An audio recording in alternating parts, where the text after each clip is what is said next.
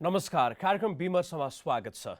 दर्शकवृन्द, प्रतिनिधि सभा विघटनको विरुद्धमा नागरिकहरू यतिबेला आन्दोलन गरिराखेका छन्। नागरिक अगुवाहरूले हिजो मात्र पनि बालुवाटारमा पुग्दै गर्दाखेरि सरकारी दमन भएको भनेर त्यसको यतिबेला चौतर्फी रूपमा विरोध भइराखेको छ।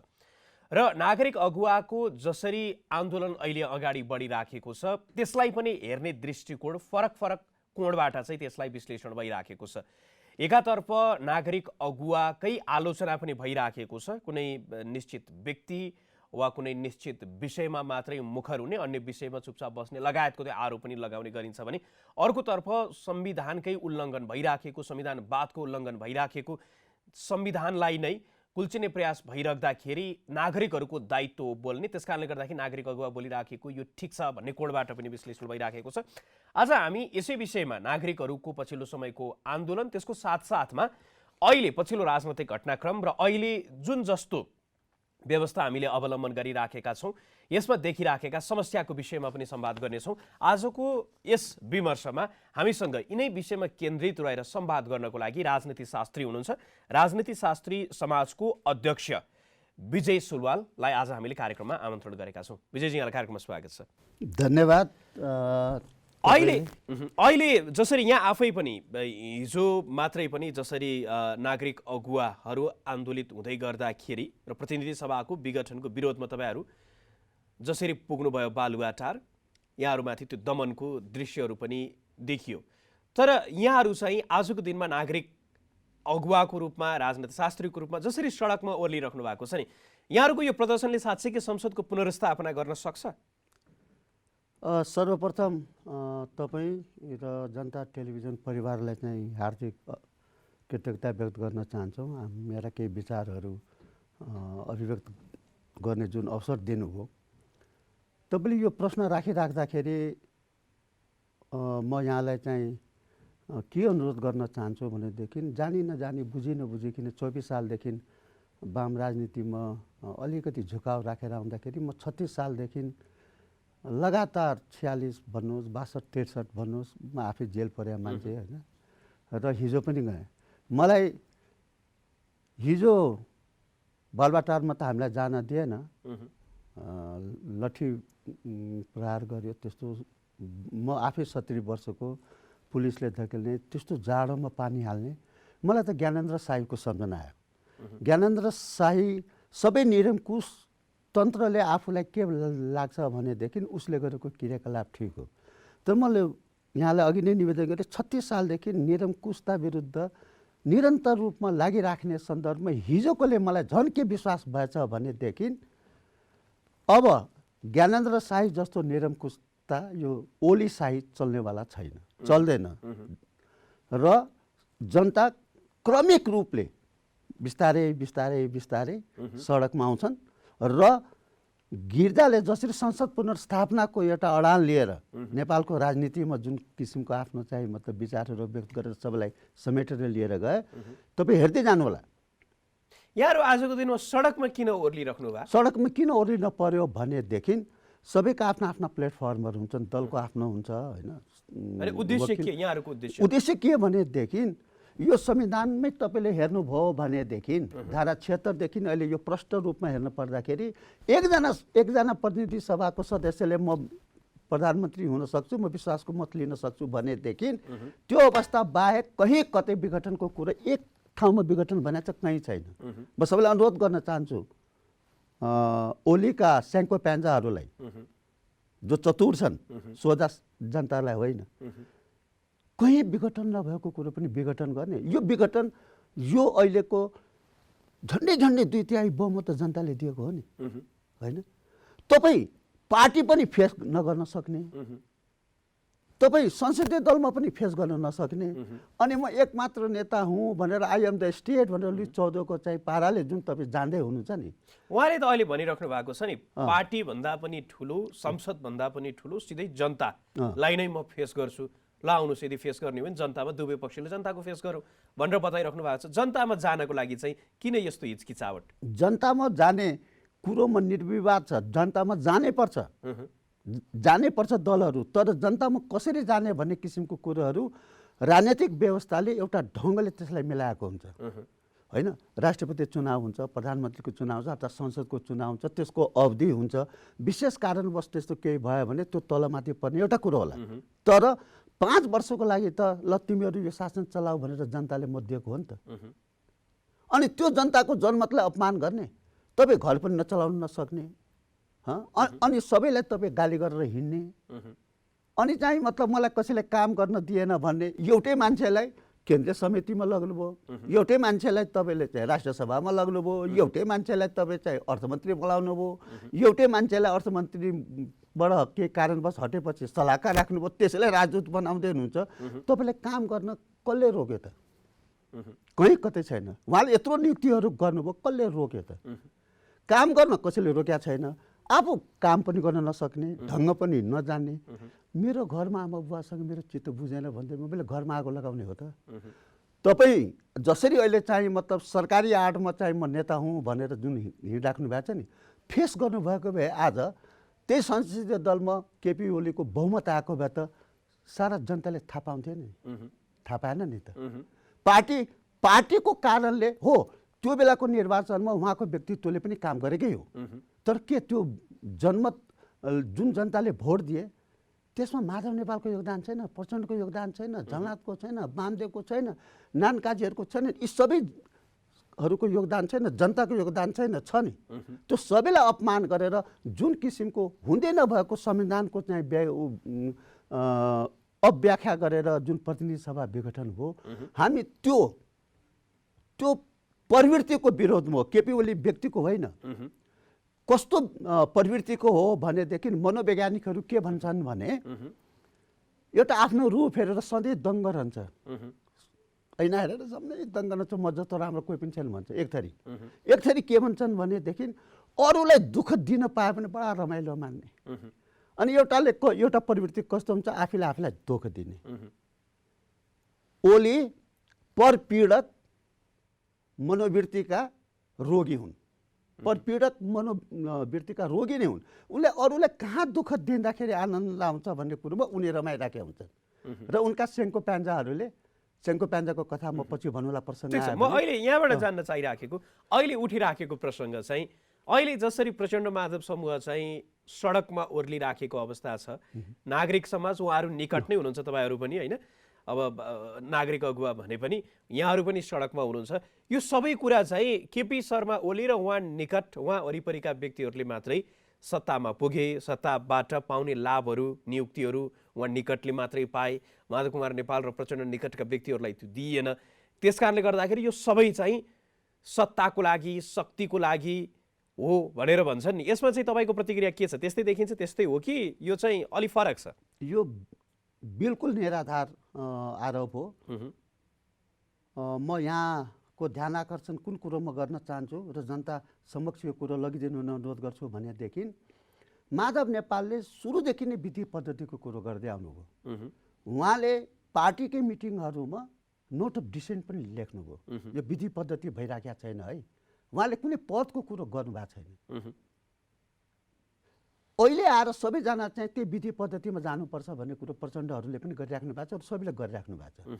त सुरुदेखि नै पार्टी पङ्क्तिभित्रको जुन उहाँको निरङ्कुश त बिस्तारै जुन हाबी भइराखेको थियो नि, त्यसको विरोध त्यही बेलादेखि हुँदै आएको थियो।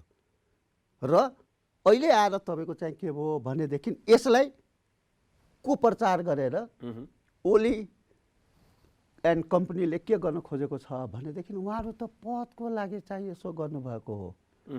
इमान्दारिता छ भनेदेखि उहाँको नियुक्ति कति भयो, कति नियुक्ति कहाँ गर्नुभयो, कसलाई राखेर नियुक्तिमा सल्लाह गरेर गर्नुभयो। उहाँहरूले कहिले यो पद मलाई चाहिँ देऊ, होइन भने ठिक हुँदैन भनेर कहिले कतै तपाईँले सुन्नुभएको छ?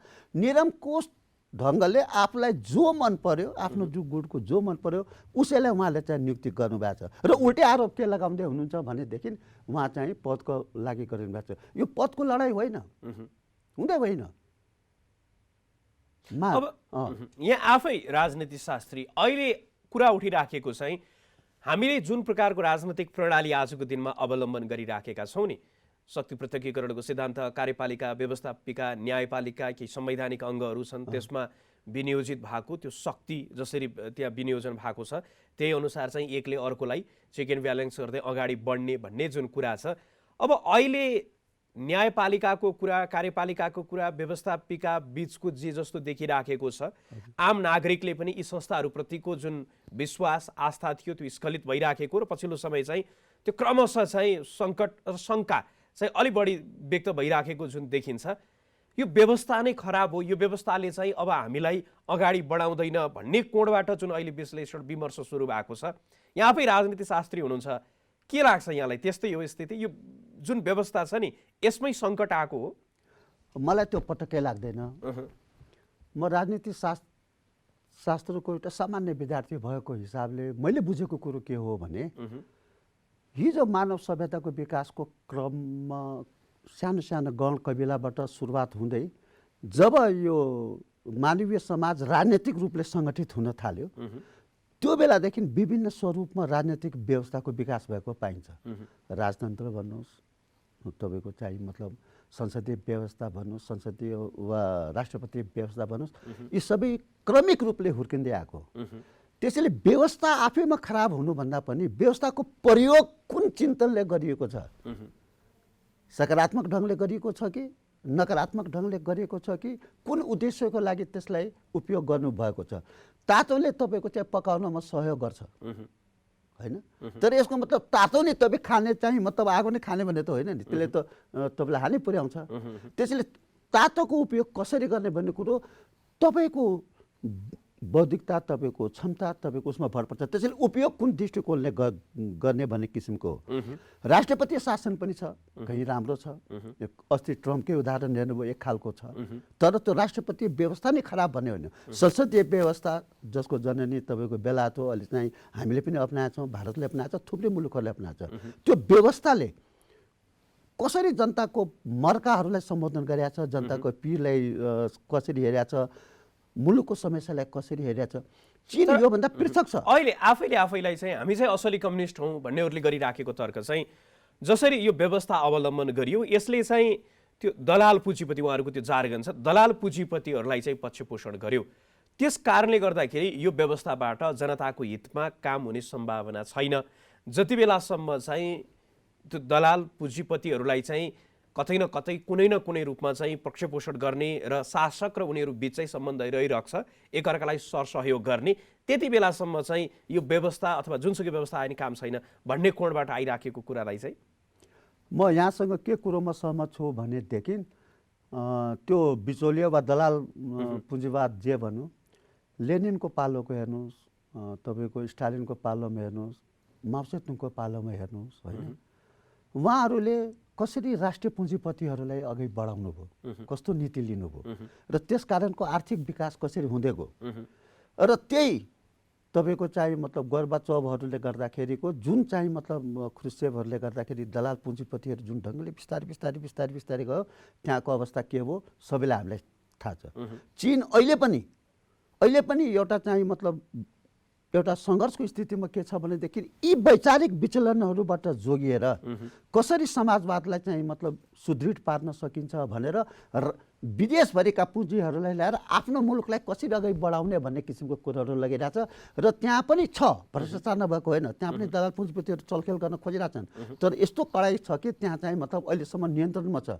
यहाँ त तपाईँ ओम्नी भन्नुहोस् केही हुँदैन, यति समूह भन्नुहोस् केही हुँदैन, हुँदा त 70-80 करोड रुपियाँ सञ्चार मन्त्रीले गरेको भने टेप नै सार्वजनिक भएको छ, केही छैन भन्दाखेरि त स्वाभाविक रूपले बिचौलिया दलाल पुँजीपतिहरूले जहाँ पुँजीवादले त्यो गर्छ नि त्यो सिस्टमलाई त्यही खालको चिन्तन भएकोलाई त सहयोग गर्छ, तर जनता र मुलुकलाई यसले राम्रो गर्दैन। आजकै विषयमा आउँ। आज जसरी यहाँले विश्लेषण गरिराख्नु भएको छ पछिल्लो अवस्थाको विषयमा, यो सम्पूर्ण प्रक्रिया अगाडि बढ्दै गर्दाखेरि त्यतिकै चासोको रूपमा त्यो चर्चाको पात्र र विवादको विषय पनि बन्नुभएको छ नेपालको राष्ट्रपति। राष्ट्रपतिको भूमिकालाई लिएर पनि धेरै टीका टिप्पणीहरू चलिराखेको छ।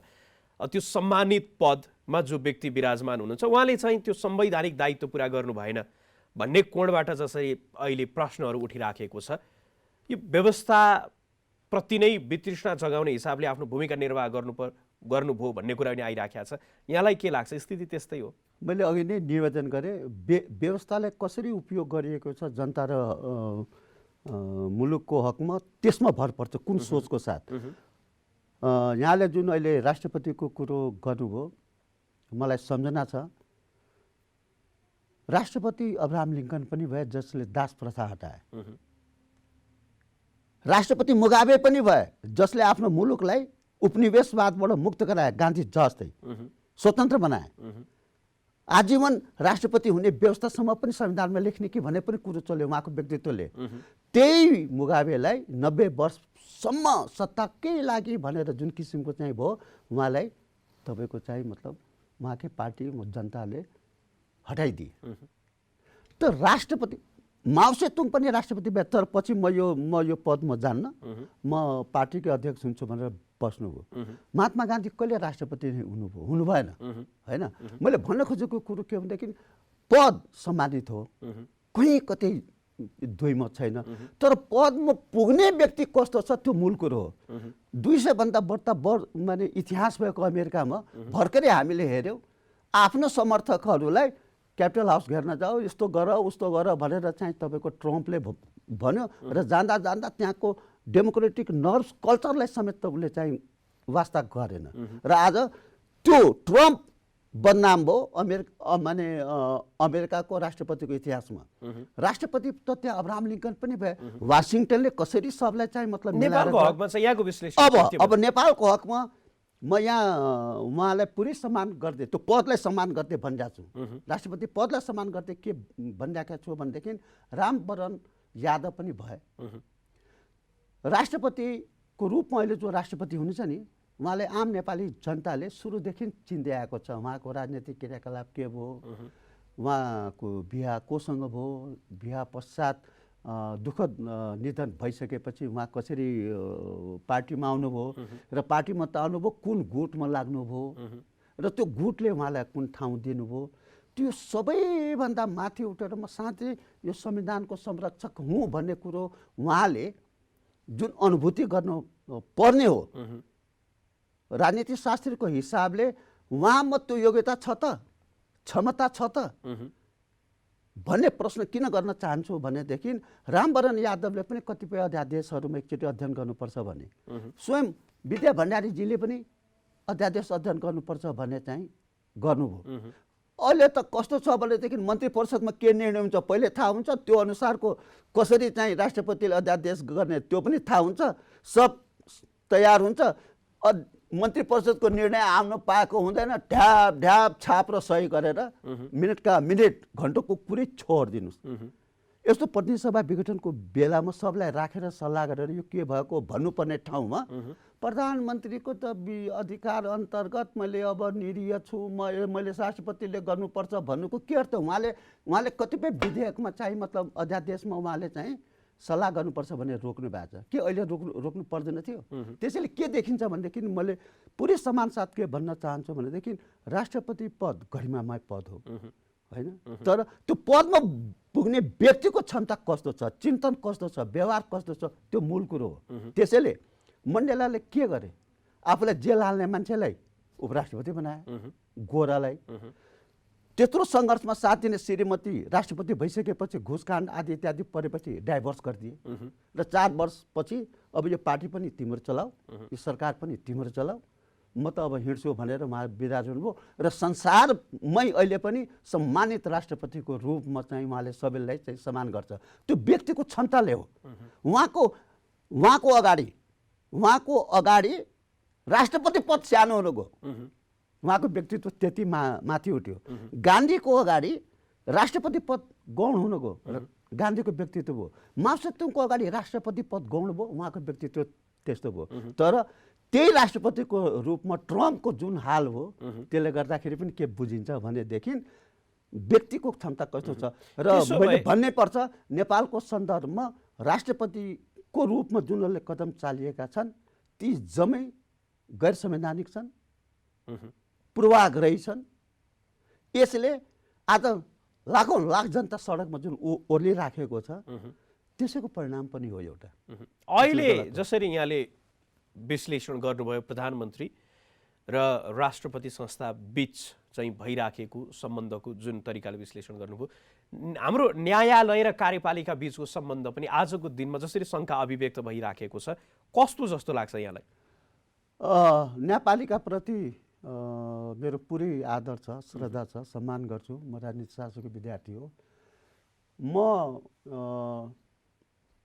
सम्पूर्ण न्यायाधीशज्यूहरूमा चाहिँ के अनुरोध गर्न चाहन्छु भनेदेखि उहाँहरूको न्यायिक क्षमतामाथि एउटा सचेत नेपालीलाई कुनै शङ्का छैन, शिक्षित नेपालीलाई कुनै शङ्का छैन।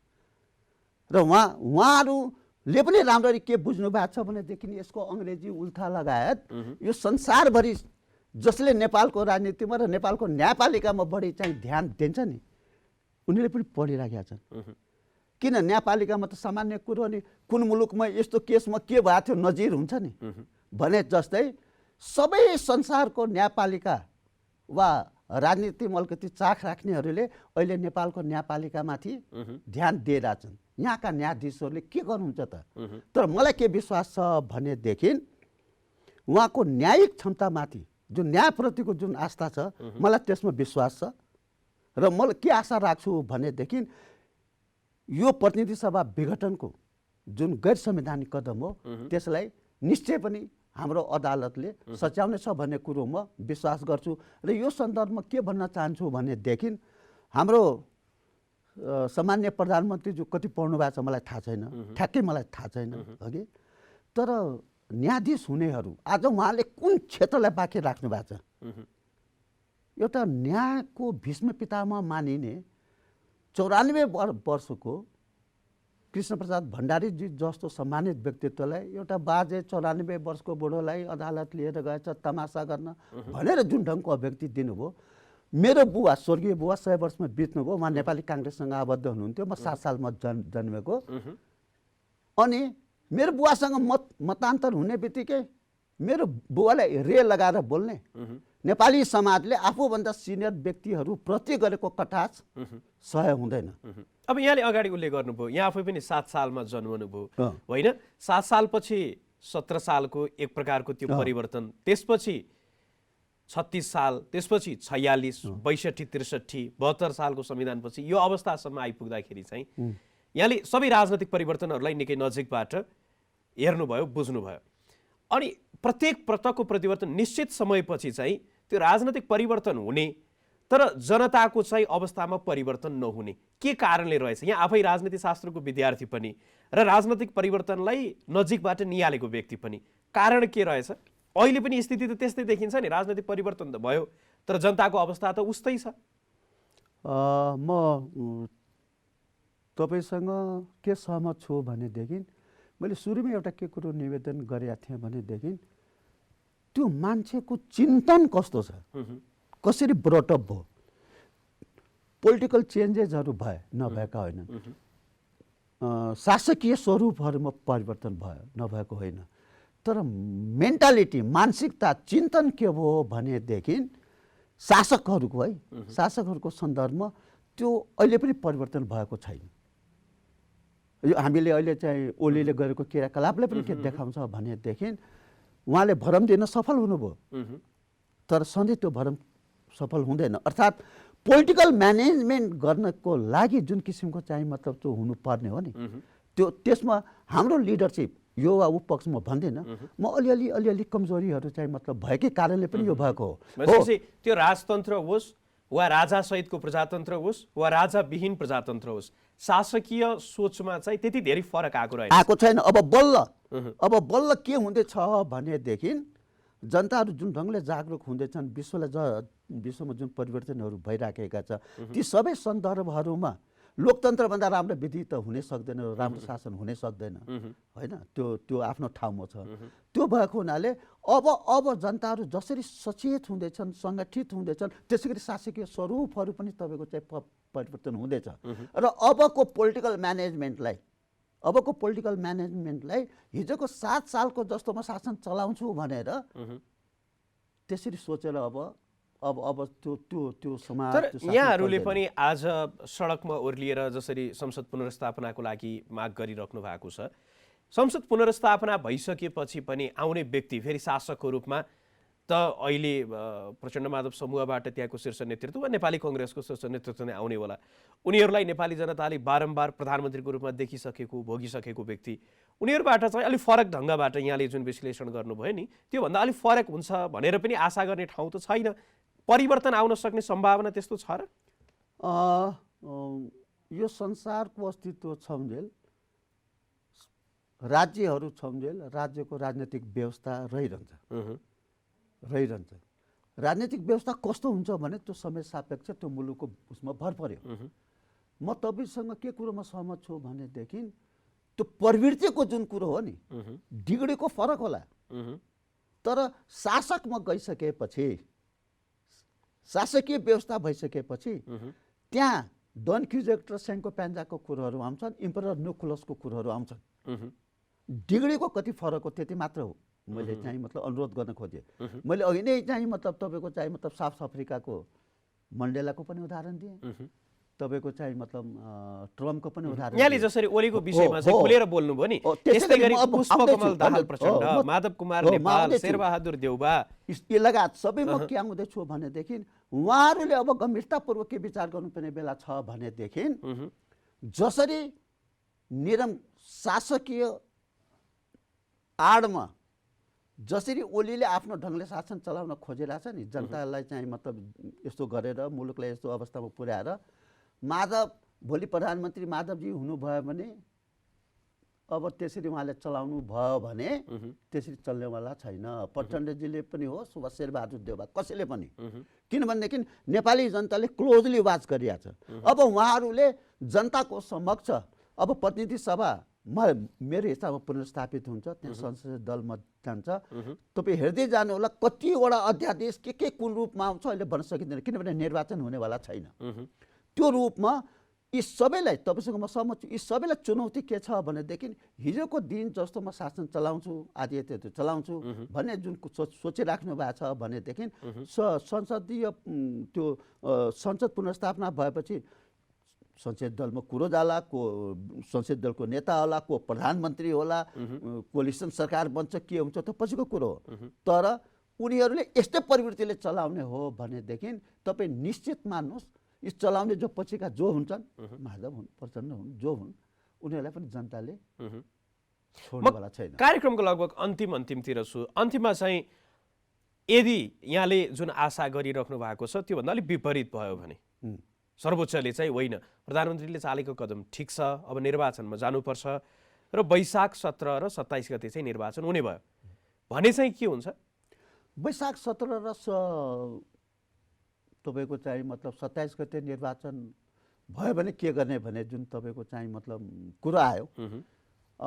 अब अहिले प्रतिनिधि सभा विघटन गैर संवैधानिक हो भन्ने पनि पार्टीहरू छन्।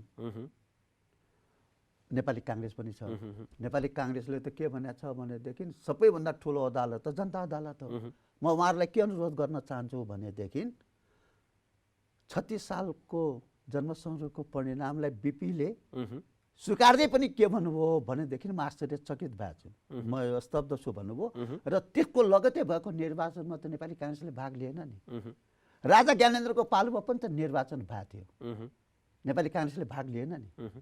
जनताभन्दा ठुलो अदालत कुनै होइन म त स्वीकार्छु, तर त्यो बेलामा उहाँहरूले किन भाग लिनु भएन भन्दाखेरि उहाँहरूका पनि केही राजनीतिक कुरोहरू छन्। मैले भन्न खोजेको कुरो अहिले जनता सधैँभरि सबैभन्दा ठुलो हुन्छ। त्यसले प्रतिनिधि सभाको विघटनमा यहाँ चाहिँ मतलब जुन नेपाली काङ्ग्रेसले दोधारे चरित्र देखाइरहेछ नि त्यो सन्दर्भमा मात्र के भन्नु, यो एक त निर्वाचन भएछ भने जुन तपाईँले भन्दै हुनुहुन्छ जसको कुनै आधार म तपाईँसँग अनुरोध गर्न चाहन्छु, कुनै आधार छैन। आज माघको कति गते भइसक्यो होइन, 13 गते भइसक्यो। चुनाव तपाईँको उसमा चाहिँ छ। हिजो गृहमन्त्रीहरूले पनि कता कता चाहिँ यो निर्वाचनमा अलिकति चाहिँ मतलब तयारी आदि इत्यादिका कुरोहरू उहाँले गरी राख्नु भएको छ। वैशाखमा ज्ञानेन्द्रले निर्वाचन गराएकै जस्तै जुन कुरोको म कल्पना पनि गर्न सक्दिनँ भएछ भने पनि त्यो ज्ञानेन्द्रभन्दा बर्तालले गराएको चुनाव जस्तो हुनेवाला छैन र तपाईँ हेर्दै जानुहोला। त्यसले नेपालको आन्तरिक स्थितिमा द्वन्द्व बाहेक अन्य कुनै कुरो चाहिँ ल्याउने छैन। हस्, यहाँले आफ्नो महत्त्वपूर्ण समय हामीलाई उपलब्ध गराइदिनु भयो। यहाँको महत्त्वपूर्ण समय र संवादको लागि यहाँलाई धेरै धेरै धन्यवाद। ल धन्यवाद जनता टिभीलाई, तपाईँलाई पनि। हस्, उहाँ हुनुहुन्थ्यो राजनीति शास्त्री समाजका अध्यक्ष विजय सिलवाल। उहाँसँग आज हामीले पछिल्लो राजनैतिक घटनाक्रममै केन्द्रित रहेर संवाद गऱ्यौँ। आजको लागि कार्यक्रम विमर्शलाई निर्धारित समय सकिएको छ। जनताद्वारा जनताका लागि प्रसारित जनता टेलिभिजन हेरिरहनुहोस्। नमस्कार।